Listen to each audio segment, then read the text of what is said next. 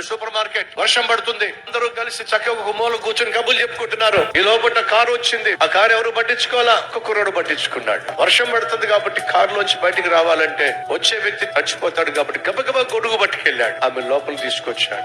Madam, మీ చేతిలో కావలసినటువంటి సరుకుల లిస్ట్ ఉంది కదా, నాకు ఇచ్చేసేయండి. నేనే వెళ్లి మొత్తం సరుకులన్నీ తీసుకొచ్చి బిల్లు వేయిస్తాను. కూర్చోండి మేడం. ఆశ్చర్యపడింది. ఫస్ట్ టైం సూపర్ మార్కెట్ కి వెళ్తే నన్ను కూర్చోబెట్టి మొత్తం అంతా కూడా సర్ది పెట్టిన వాడిని ఇప్పుడు చూడలే. ఆ చీటి తీసుకున్నాడు, అన్ని కూడా చక్కగా బండిలో వేసుకున్నాడు, బిల్లు చేయించాడు. మేడం, 13,300 రూపాయలు మేడం. అవి రాబోతుంది. అవసరం లేదు మేడం, నేనే బిల్లు కడతాను. డబ్బులు తీసుకెళ్లాడు, బిల్లు కట్టేశాడు, చిల్లర ఇచ్చేశాడు. మేడం, ఈ గొడుగు తీసుకుని వెళ్లి మీరు కారులో కూర్చోండి. ఈ సరుకులన్నీ కూడా ప్యాక్ చేసి కారులో పెడతాడు. మొత్తం మోసుకుంటూ వెళ్లి కారులో పెట్టేశాడు. Thank you madam. ఆశ్చర్యపోయింది. ఆ తర్వాత అదే సూపర్ మార్కెట్ కి మరొక ఆర్డర్ వచ్చింది. ఇంచుమించు 10 లక్షల రూపాయల ఆర్డర్. దానికి ఒక లెటర్ ఉంది. ఆ లెటర్ లో ఒక మాట రాస్తుంది, ఈ సరుకులన్నీ కూడా ఫలానా ఫ్యాక్టరీకి పంపించండి. మీ షాప్ లో పనిచేస్తున్నటువంటి రమేష్ అనేటటువంటి ఆ వ్యక్తితో మాత్రమే పంపించండి. అంతేకాదు ఆ కుర్రవాడిని ఇక మీదట నా కంపెనీలో నేను జాయిన్ చేయించుకుంటాను, అతను నా దగ్గరే పనిచేస్తాడు. మీకు ఇష్టమైతేనే నా సరుకులు పంపించండి,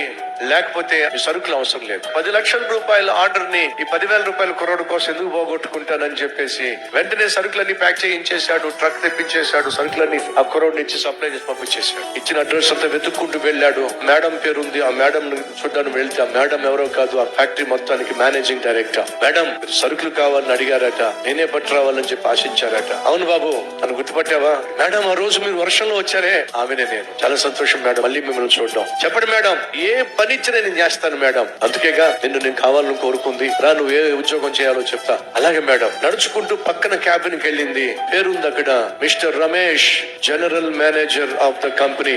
ఏంటి మేడం, ఎవరిదో జనరల్ మేనేజర్ నా పేరు ఉంటుంది? నా పేరు ఉన్నట్టుంది కాదు నాయన, అది నీ పేరే. అది ఎలా సాధ్యం మేడం? కష్టపడడం చేతనైన వాడివి, టైం వేస్ట్ చేసేవాడివి కాదు, కస్టమర్ యొక్క విలువ తెలిసిన వాడివి. కాబట్టి నీలో ఒక అద్భుతమైనటువంటి మేనేజర్ ని చూశాను కాబట్టి నిన్ను నా కంపెనీకి జనరల్ మేనేజర్ గా నేను మీకు పోస్ట్ ఇస్తున్నాను. 1,50,000 రూపాయలు నీకు జీతం. ఇంటికి పరును వెళ్ళాడు. అమ్మా, నువ్వు చెప్పింది కరెక్ట్ అమ్మా. చిన్న పనైనా నమ్మకంగా చేయరా, ఒక రోజు దేవుడు చూస్తాడు. నీ ఉన్న స్థితిలో నుండి నిన్ను ఉన్నతగా స్థితికి తీసుకెళ్తాడని చెప్పావు కదమ్మా.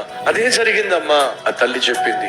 అది సూపర్ మార్కెట్. వర్షం పడుతుంది, అందరూ కలిసి చక్కగా ఒక మూల కూర్చొని